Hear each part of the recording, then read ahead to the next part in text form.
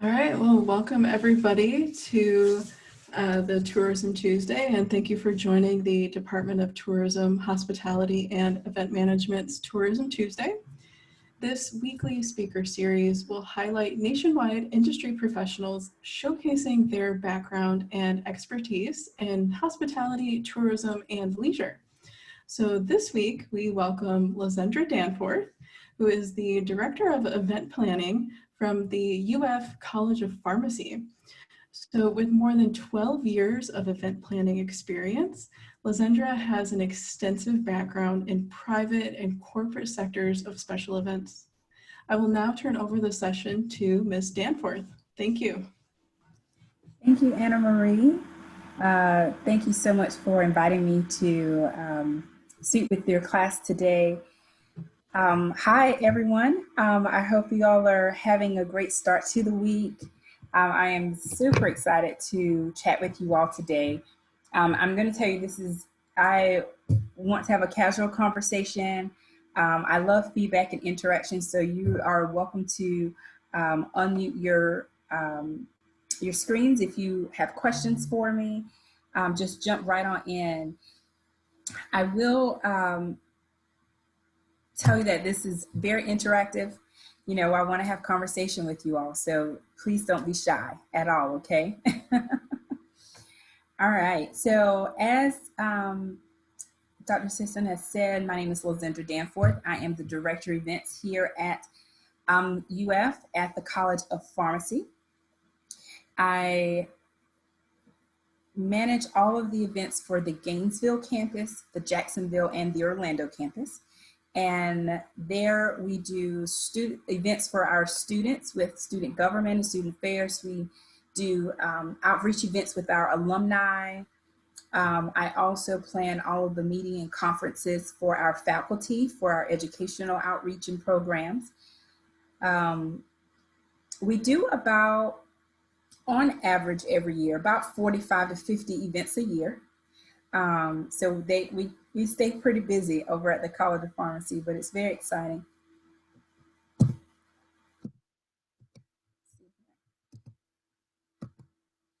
So tell me a little bit about you. So if you all grab your cell phones, and we have a little poll here.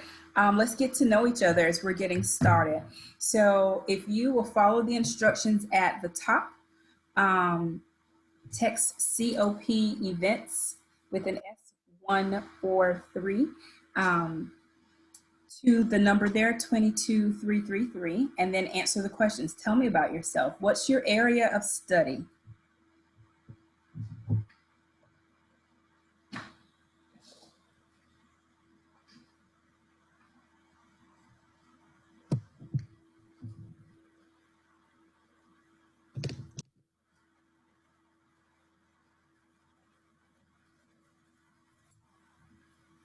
Is it coming up for you?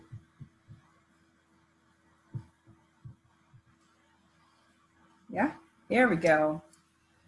So management and recreation, minor events in theater, minor in events, we have theater, we have tourism.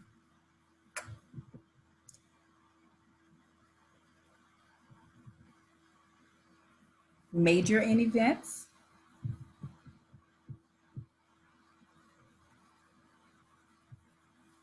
So we have quite a few management and tourism. Is that event management?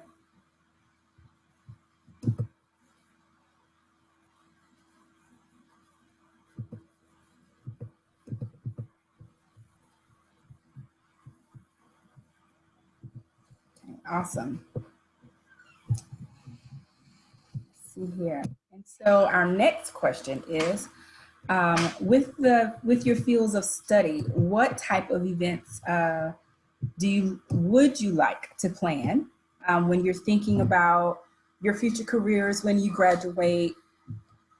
What type of events would you like to plan?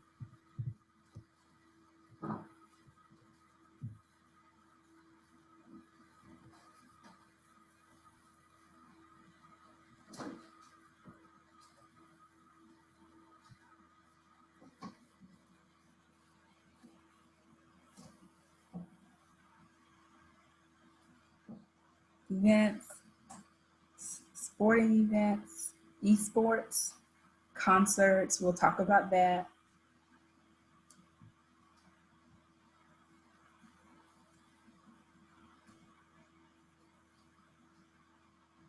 Business, corporate events, banquets, weddings.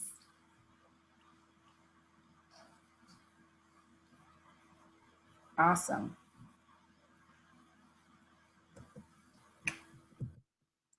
So let me tell you a little bit about myself. And we're going to go back until to some of the events that you all named as we get started. So it's good for me to get to know a little bit about you all. So as we're talking, you know, we can relate it to the things that you all are interested in. So I actually got my undergraduate degree. I did not get it in events. I actually got my undergraduate degree in um, vocal music performance. I actually wanted to sing at the Metropolitan Opera. And so I sang with the Asheville Lyric Opera in Asheville, North Carolina for the first 3 years, right out of my undergraduate program. Um, and I love jazz music and Christian gospel music, and I sang at my church. And so music is where I just knew I wanted my career to be. All through high school, I sang with the jazz singers and concert choir and all those types of fun things. And so my background has always been in performance and theater and staging and lights. And um, I just knew I wanted to be a performer. And so out of college, like I said, I sang with the Asheville Lyric Opera for about 3 years. And in doing that, I would always plan the receptions and the events that was associated with the opera events or shows. And so I really was pulling on the fact that I loved doing events, which I did in college. I worked for a performance hall while I was in college and did all the hospitality and events for the performance hall for all of the shows that happened there. And so right around that third year, it's like, you know, I need to be able to make sure I'm able to pay rent, to be completely honest. And so I got a job at the city of Asheville planning their festivals. They would do large street festivals of 100,000 people called Bell Share. And I would do that. I worked with them for 1 year under contract, and then that turned into a full-time gig. And here I am 15 years later. I am still doing hospitality events. I absolutely love it. I had the opportunity, the wonderful opportunity, once I moved here to Florida to get my master's there at HHP in our master's program for hospitality and tourism. And so you all are in an incredible program, and I'm extremely proud of my degree here at UF. So as you see, I've had over 15 years experience in corporate events. I've done weddings. While I was in Asheville, I also worked for a company called the Press Center, and I planned events from corporate events to weddings. And so those are always fun with all the pretty flowers and things of that. And over my career, being in doing festivals and also doing weddings and doing corporate events and doing conferences and meetings, I knew that I needed to start, you know, continuing to build my education in this field. And so I studied and got my certified government meeting planner certification. And because I knew that where I wanted to go in my career, I wanted to be able to teach others how to get there, mentor others how to do what I do, because we're in such a great industry there. And so education is a big part of that. You'll see my quote at the bottom. We cannot become what we want by remaining what we are. And so you'll hear throughout this presentation, I push education, I push, you know, reading and exposing yourselves, going to conferences, being a part of industry organizations, because you learn from your peers and networking and that type of thing. All of that is under that sphere of education. So we'll continue to talk more about that. So here's what's just a little fun thing. So, the history of great event organizers. Here's a little picture of the Woodstock team. One of their famous quotes is, "A good time makes for a successful event." And so events have been happening. You guys may have talked about that since the beginning of time. I mean, if you think about the days of the Roman Empire, and everyone's coming out with those grapes and wine, and someone had to plan that, right? And so events have been happening since the beginning of time. And so we all have the incredible opportunity and privilege of being those event planners. Here's a cute little picture from Elsa Maxwell, who has been noted as the hostess with the mostest.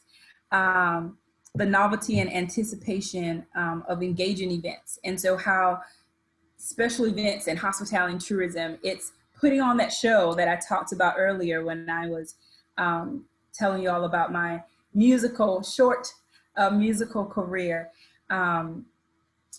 We put on a show, we put on entertainment, we expose people to an experience.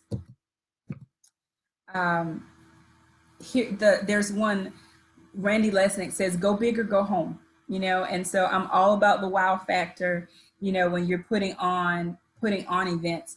And I always talk to my team of how can we continue to make events better? How can you give the audience a better experience? A lot of our audiences are faculty, staff, alumni, and it's the same people. So every single time, if you have the same audience, how do you keep them engaged? How do you keep them interested to want to keep coming back to your events? And that's that wow factor that we always try to implement in what we are doing, so the attendees are anticipating what's next. What are we going to see this time? What are we going to get this time? What's the takeaway gift, or what's the entertainment going to be? What's the educational component? How are they going to present it? And so we'll talk about a little bit later how to create that wow factor. So I mentioned a little bit about becoming a part of how I encourage all of you all, because all of these organizations have student programs of how to join or be a part of industry organizations. So the one here in the purple is International Live Events Association. This one focuses a lot on social events, concerts, meetings, that type of thing. You have Cater Source here at the top, and those are this one is mainly for those that are interested in catering and events, hence the name. NPI, this is one of the leaders among all of these organizations, is Meeting Professionals International.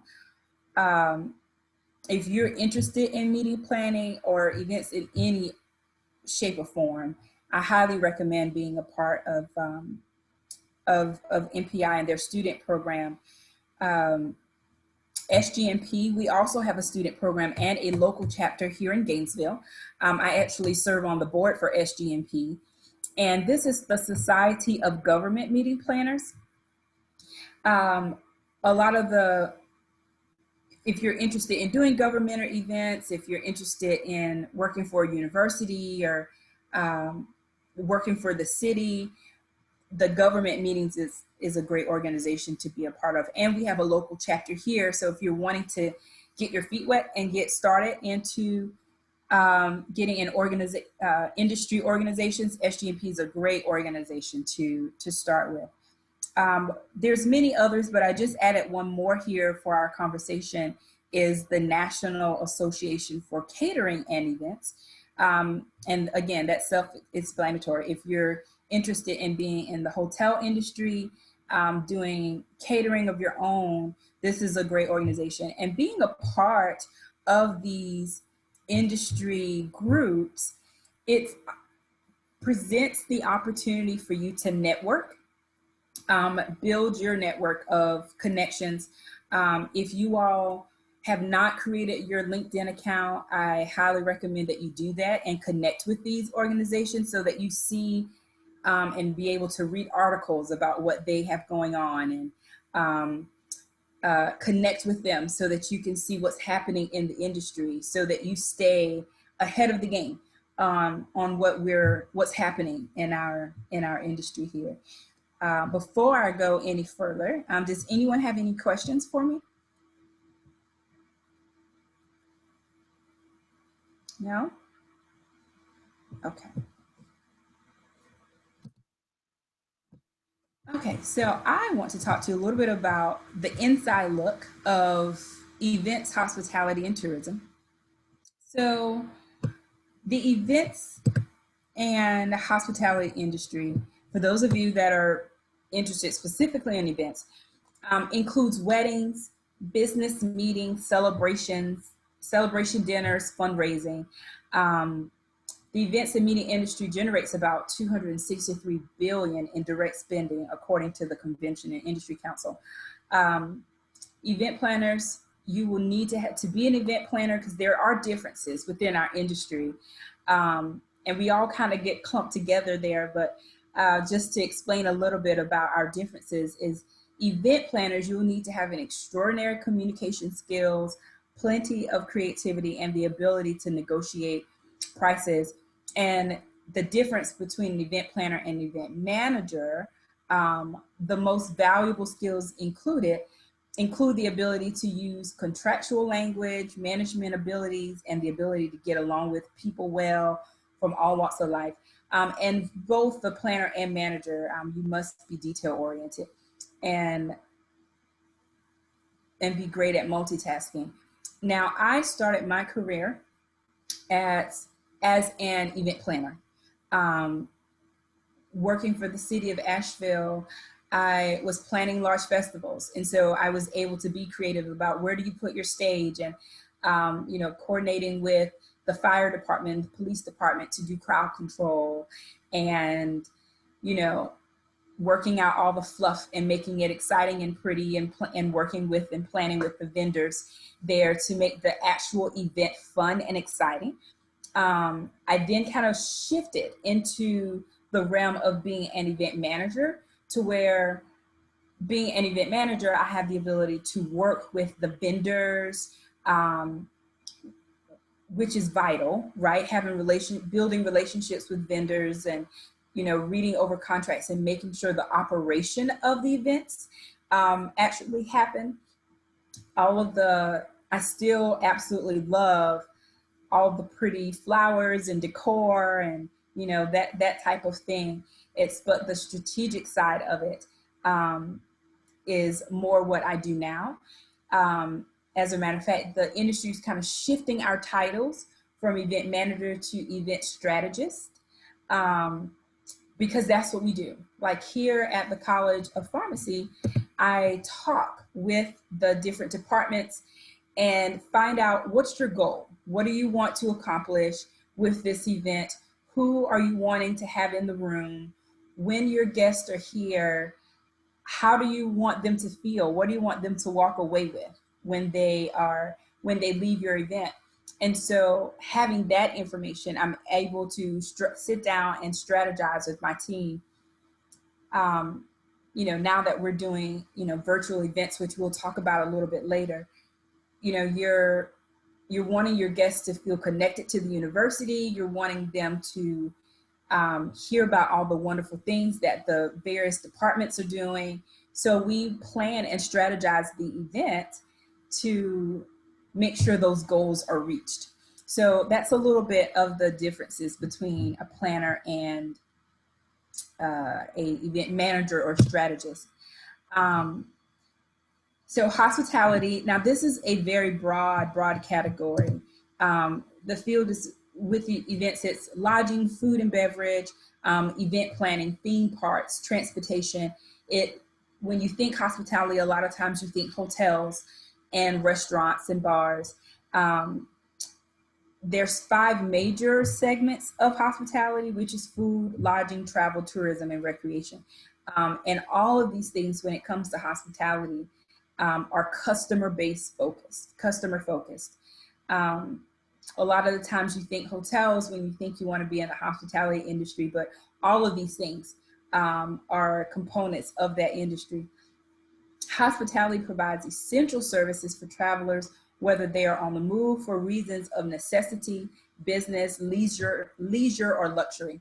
Hospitality is a major factor when in every vacation or business trip, and thus is important for individuals, customers, and businesses.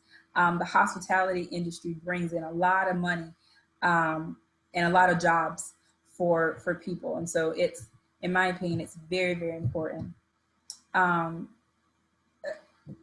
Last and final is the tourism industry. Now, this is very, very high level. If you're in the hospitality and tourism program, we have some incredible tourism courses and classes that you can take that really dives deep into um, into tourism and opens, you know, it, when I took the course here at HHP, it really just opened my eyes to how vast tourism is. So this is very, you know, high level, 30,000 feet definition.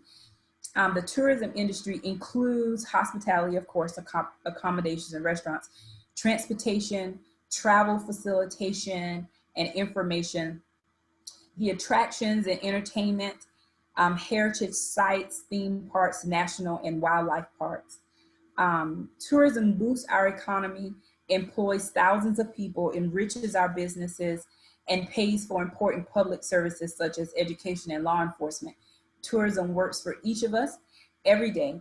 Tourism funds operating expenses and infrastructure for our local and public education system.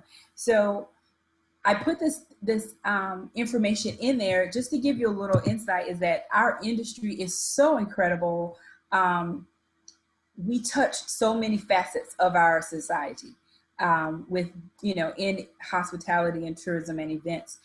And one of the wonderful things that I love about tourism, I lived in Asheville, San Antonio, Texas for a while.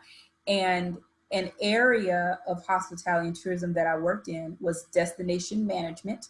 You may have heard Anna Marie talk about that in your class a little bit.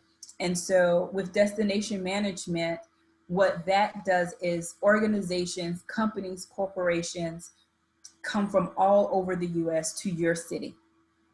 So I've worked with companies like Johnson and Johnson or Coca-Cola or Bayer Aspirin, or, you know, all kinds of large corporations, and they reached out to our company and said that they wanted to do their conference in San Antonio. And so we booked their hotel, we managed their travel from the airport to their hotel, we picked all their restaurants that they're going to go to. Let's say they would do a appreciation dinner for all of their employees, and we would help them purchase all the gifts, or during the day when they're not in a meeting, their families and spouses would go on tours in the city. So we worked with the city officials and worked with the different attractions in the city to book their tickets and get them to the attraction. We built their schedule for the day. And so they pay for a service for your destination management company to handle all of those details for them. And so that really gets you to be in that field of that part of our industry. You really have to know your city. You know, what restaurants are there, what attractions are in your city, what hotels are there, and build those relationships with those components of your city. And it helps aid jobs and, you know, keeps the city alive and vibrant. And so it's really exciting.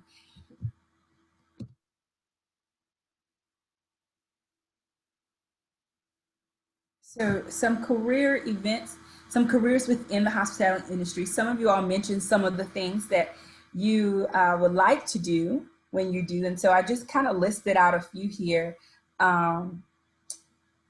You have sports and entertainment management, You could be a travel agent, meeting and conference planner, catering and events coordinator, wedding planner, um, PR manager. You could be a manager at a casino or a hotel.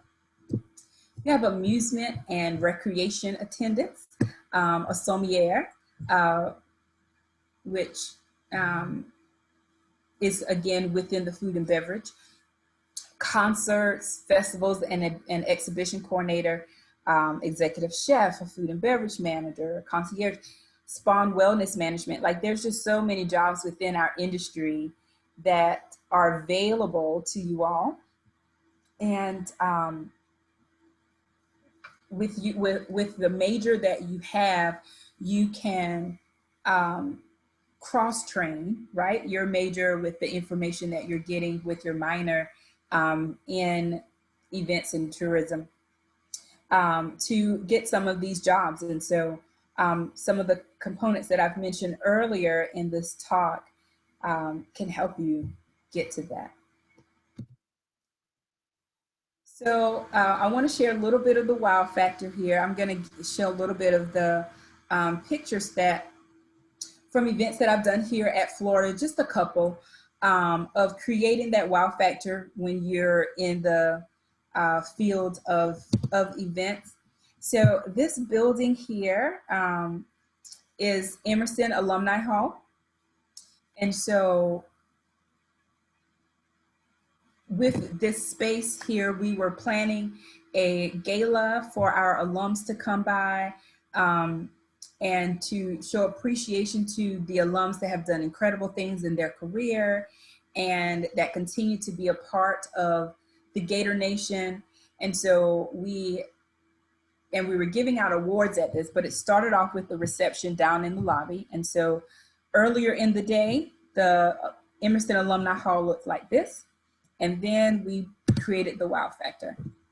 So by the evening, we had lights and drapery in the ceiling and clear ghost chairs at the, as for them to sit on. Obviously, all of this was pre-COVID,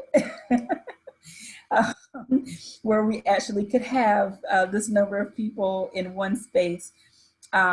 So adding tables and chairs and uplights, you can totally change the space of a room.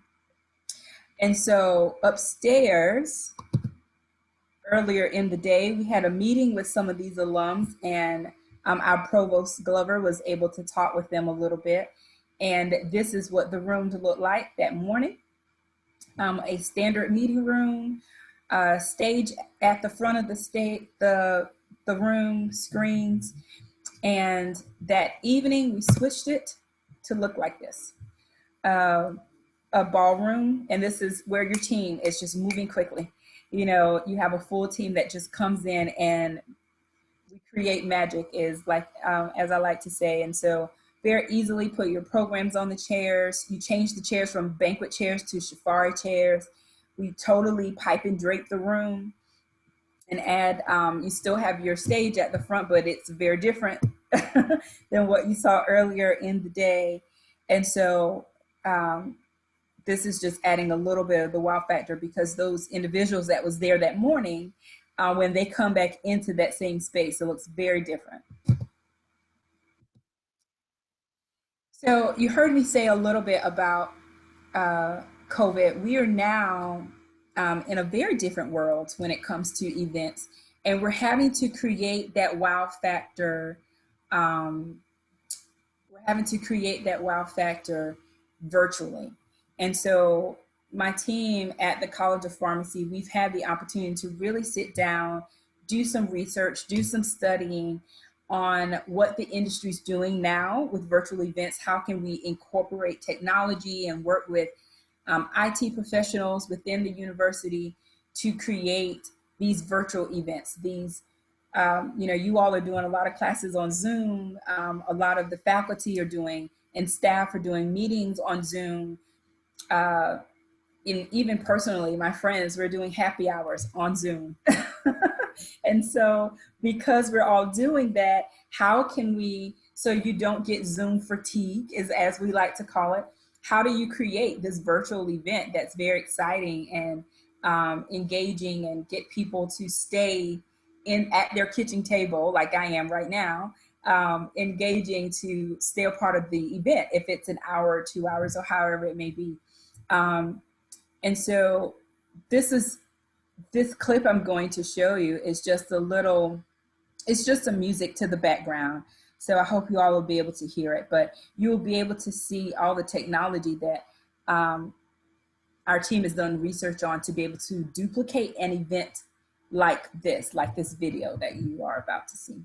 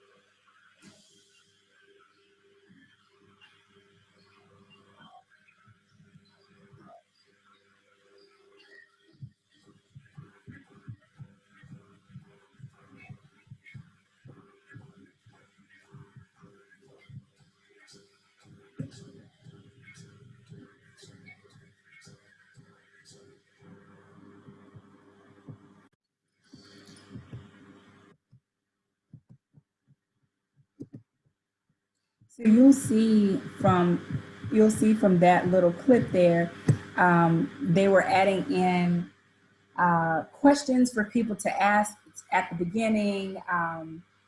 Just like we did the poll everywhere at the beginning of at the beginning of our conversation, and you're asking questions and you're adding in video components. We go to breakout rooms. We've added at the College of Pharmacy where we've done breakout rooms where we're doing trivia questions, or we call them networking tables, where you bring the guests into smaller Zoom rooms to get to know each other a little bit better instead of being on a call with 100 people in the room. We've actually even, this past week, we did an alumni event where we had the guests give us their address when they RSVP for the event, and we mailed them little happy hour boxes with Gator chocolates and popcorn and candy and a little can of soda. And they were able to have those boxes. They arrived at their homes the day before. So once we got to the event they arrived on last Wednesday. So on Thursday, they had their boxes so that everyone could have their popcorn and candy and soda for the event. And so not only was that a really cool surprise for them to receive, it just got them excited about being on a Zoom call with all of us.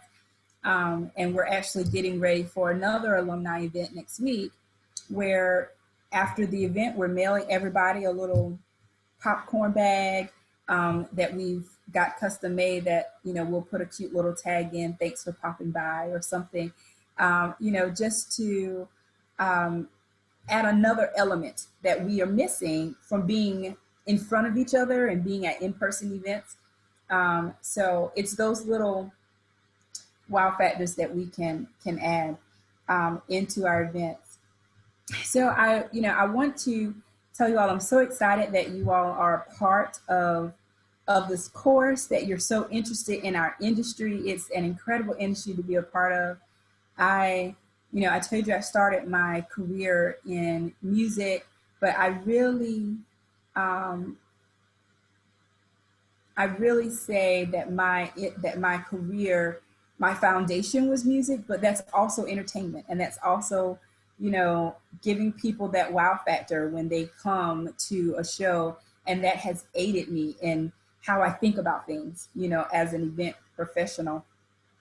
And so I love to teach and love to do this presentation with Anna Marie's class each semester. And so, you know, I do a lot of mentorship. So I have put my website here that you all are welcome to visit. If you're interested in some additional mentorship, some of the students at HHP, I've had the opportunity to mentor over the years. So I'm happy to continue to do that. Um, so thank you all so much for your time. If you um, have any questions, I'm happy to answer those for you. I know you all are all on social media, so you can follow me on Instagram or Facebook or LinkedIn. I would love to connect with you all on LinkedIn. I think that's so important for young professionals. So yeah, do you all have any questions for me? Sure, we'll open up the floor for any questions. If you do want to ask a question over Zoom, I prefer if you turn on your video because we want to see you. But if you don't feel comfortable asking your question, you can always type out your question in the chat and I will ask it to Ms. Danforth.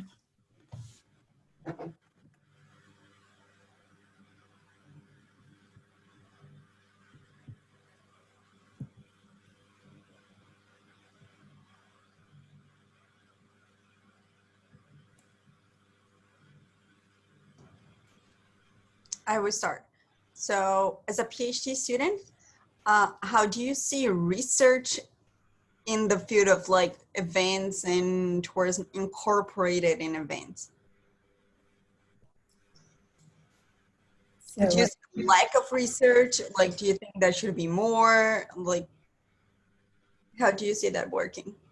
yeah, absolutely. I think there should be more, you know, research done within our industry because as I mentioned earlier, um, we are a multi-billion-dollar industry, and so to continue to do research on how we can, how our industry can affect and you know, build our society. You know, it's the way that tourism works. It does affect, you know, the schools and infrastructure of our city, and so to continue to do more research on how you can build that, you know, and how your events can, you know, be fundraisers, you know, to bring more music into schools or, you know, be fundraisers on how to aid whatever issues that your city or surrounding areas might have, or how your industry can build more jobs, you know, for individuals. There's so many things that you can research. And so it's wonderful to have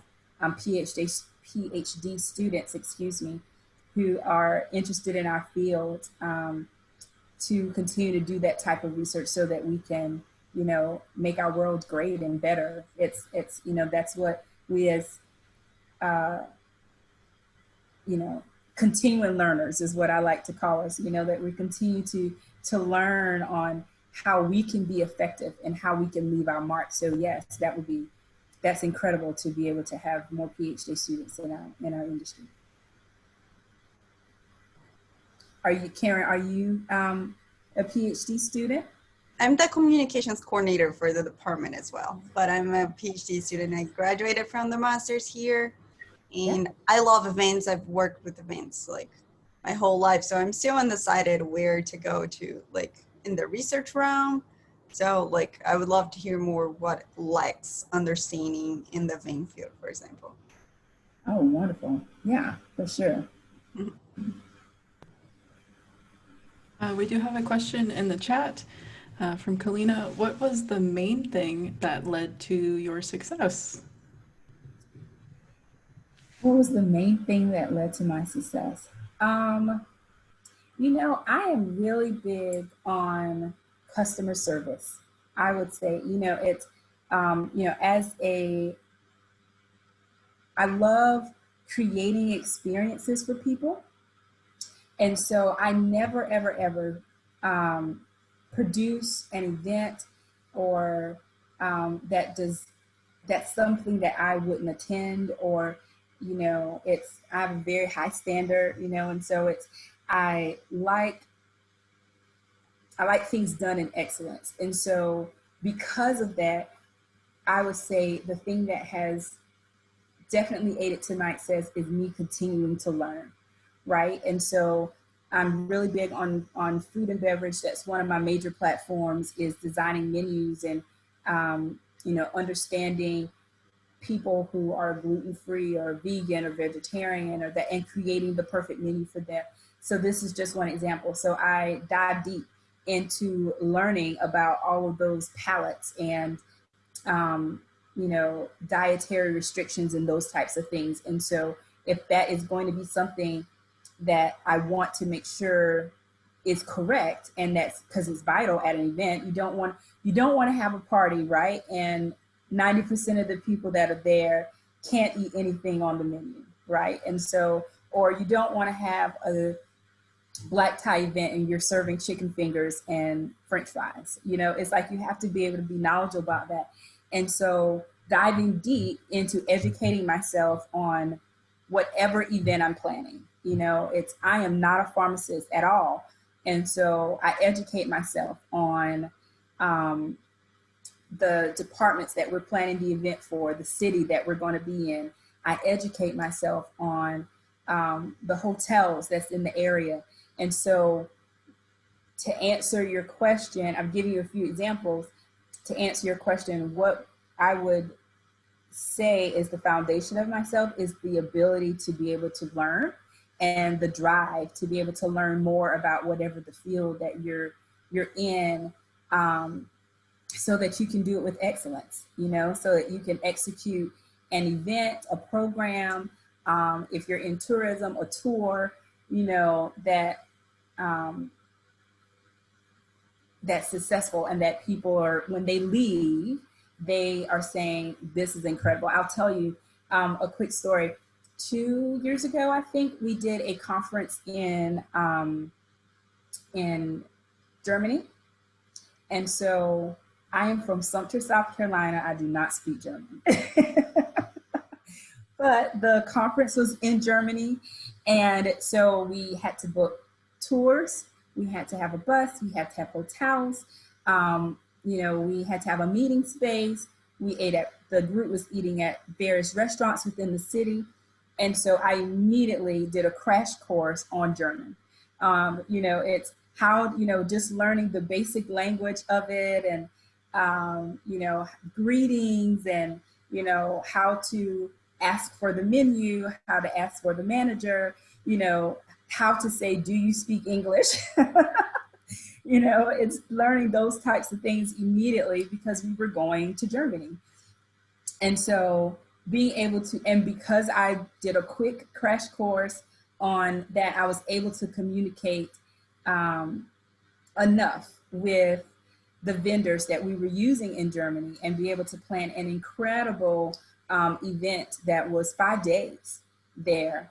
And 4 of those days were full day meetings and conferences and activities. And so that would be success, is to be able to learn, have the ability and the drive to learn everything that you need to pull off a successful event. So I have a quick question for you, Lysandra. This is Ron Grummel. Hi, how are you? How you doing? Good. What was the hardest thing going from pre-COVID to COVID on designing a conference? I would say the hardest thing, Ron, was basically the getting everyone else to kind of move over, because, as event planners in this event industry, with the work that you've done at hotels, we roll up our sleeves and we get to moving. If there's a problem, we find the solution, right? And so the hardest thing was, we're rolling up our sleeves and like, okay, well, we're doing this virtually, is getting the guest to kind of buy in, because, everyone, this COVID has been very hard for people, and so for most of us. And so just creating a space that you're saying, that we said, this is still going to happen and this is still going to be great. And then us doing the research on how to make that great, right? It's because we were all doing it together. We didn't really have a blueprint, like the entire world was experiencing this together. So we didn't really have anyone to say, how did you do this? Because we're all doing it at the same time, and so it was really just doing research and learning, technology. And, we were immediately calling IT professionals on, okay, how does Zoom work? Because we only are just, how do you do a breakout room? How do you, do this and that? And so the meetings that I have with our team, I always call it a meeting of the minds. Who are the brightest people and who knows all the information, so we can have everybody in the room at the same time and can develop a plan on how to make this successful. And we did commencement via Zoom, and it was very successful. We found fun ways to include the students' families, and how to make it special for them. We did our white coat ceremony for pharmacy via Zoom. And the students, they were able to get their white coats ahead of time and still put their coats on together on the screen, where you created that unity, you created that sense of camaraderie, you created that sense of togetherness, right? It's so just being creative on how we can keep everyone engaged. So I would say that was the hardest part. I've had to dye my hair a few times from all the gray over the last few months. Just from, just trying to think about how to continue to keep it interesting and keep it engaging, as I alluded to. We do have another question in the chat. So how do you get effective communication or develop effective communication among attendees from different cultures or different countries when you have at an event? Email. We've done, we now live in a world of digital everything, and so we do email ads or email invitations. We've done social media campaigns where we're posting it on Facebook and LinkedIn and Instagram. Even in other countries, you have text. Trying to think of what it's exactly called. It's basically like a text invitation where a text goes out to everyone, and it's the actual image of your artwork for your event, where it's just a click button to RSVP here, and you just stay. It's the time difference is a little tricky because of the time difference from here to Germany or any other country. But what we do is develop a marketing plan on how to reach these people. What's the demographic? What's the age group of the people that will be there? If our demographic, our age group is, 65 to 80, because they're our older alums, we're probably not going to do a text invitation, right? But we will send a mailer in the mail. We'll do email or that type of thing. But for our younger alums or demographics, we probably would do a text or, put it on Facebook or some sort of social media. So that's one of the ways that we do our marketing. Hi, my name is Molly, and I just wanted to tell you that I really enjoyed your presentation.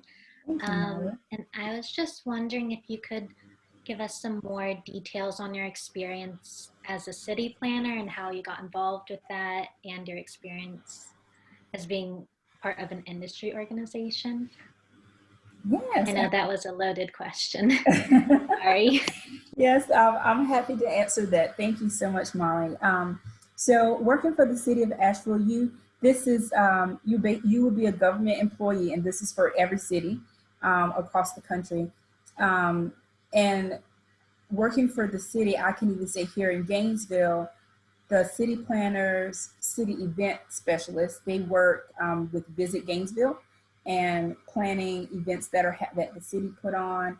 They work with the Thomas Center. You can manage a venue that the city owns, like the Thomas Center. Um, or you can work for the city of Gainesville and putting on events like the art festival that they do here. I think the food truck show that they do here is put on by the city. So putting on things like that. For me, I worked in Asheville, North Carolina, and they did large street festivals because Asheville is a big tourist city. And so they did the film festival. We did a 4th of July festival, which they also do here in Gainesville. Again, we did Bell Share, we did a New Year's Eve bash, and all of these festivals was 100,000 people or more. And so a lot of planning goes into that with, making sure you have enough police, and do you have sanitation to put away all the trash that everyone will put? Do you have trash cans on every corner? Do you have, do you have the fire department who's there to make sure where the porta potties are going to go so that people can go to the restrooms, and those types of things that that we think of, like what will the attendees need when they get there? It's now that we're in this age of COVID, the new thing will be, where are your hand sanitizing stations, right? Do you have them? Do you have barricades on the street so that cars don't come driving right in the middle of your crowd? So you work with all of the city departments to make those types of events happen. And I think your second question was, the second half of your question was about industry organizations. Yeah, yes.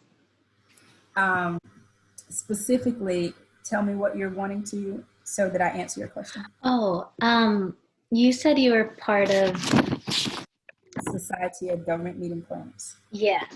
And I was just wondering how you got involved with that and what are some of the things you learned by joining that organization? So SGMP is one of the local organizations that we have here. Some of the others that I mentioned earlier does not have a local chapter. I spent the first half of my career, well, up until these last 8 years that I've been in Gainesville, I've done all corporate and private events. And so when I moved here to Gainesville is when I started working for the university, where I started doing events for higher education, which then falls under government planning and meeting planning. And so SGMP was the perfect organization for me to get involved in, for me to meet the vendors in the area, for me to connect with the suppliers, which would be like hotels and caterers, companies like Keith Watson Events that does linens and florals and that type of thing.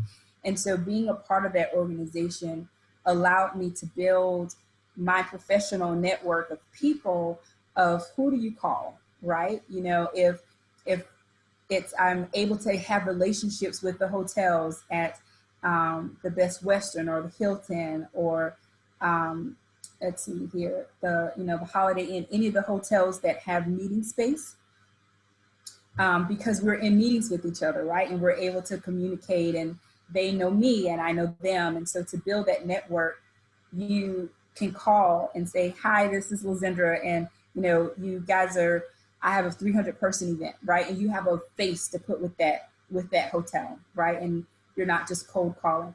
So being a part of one of those organizations help build your professional network. We also do educational meetings every month. We just did one last Thursday, and that particular education hour, we networked for a little bit, but then we're also learning as the topic this past Thursday was as you're moving back into this world of in-person events, right? What's the mandate? What are the things that you need to do before you do an in-person event? So having that type of educational program help keep us in the know, of what's happening around us. So I think it's very important, even as a student, it definitely being involved, the registration fee, the membership fee, I'm sorry, is very inexpensive. It's super cheap for students, but that gets you to have communication with these suppliers and planners. It potentially could get you an internship, being a part of those organizations. And then it also lets you get real life, day-to-day experience and education on what we're doing in our industry. So I highly recommend it if you guys are interested. Thank you so much. Thank you.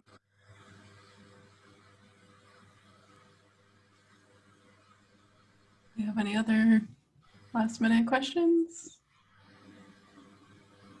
I do have. San Antonio behind you. Sorry, what? I was asking Ron if that was San Antonio in his Zoom behind him. It is. It is. It's from one of my trips to San Antonio. I love that area. I love the river walk. I love the river walk. I recognize the little boats behind you. And there's an overpass there, but I think my ceiling of the Florida room is blocking it out. Oh. Well, if we have no more questions, I want to thank Ms. Danforth again for joining us today. We really appreciate you, joining us via Zoom, and hopefully we'll see you in person at a next event. Yes. Thank you so much for having me. I enjoyed spending this hour with you all. All right, and thanks everybody for joining. We'll see you next Tuesday at our next Tourism Tuesday. Thanks again, everybody. Bye-bye. Thank you. It was nice to meet you. Nice to meet you.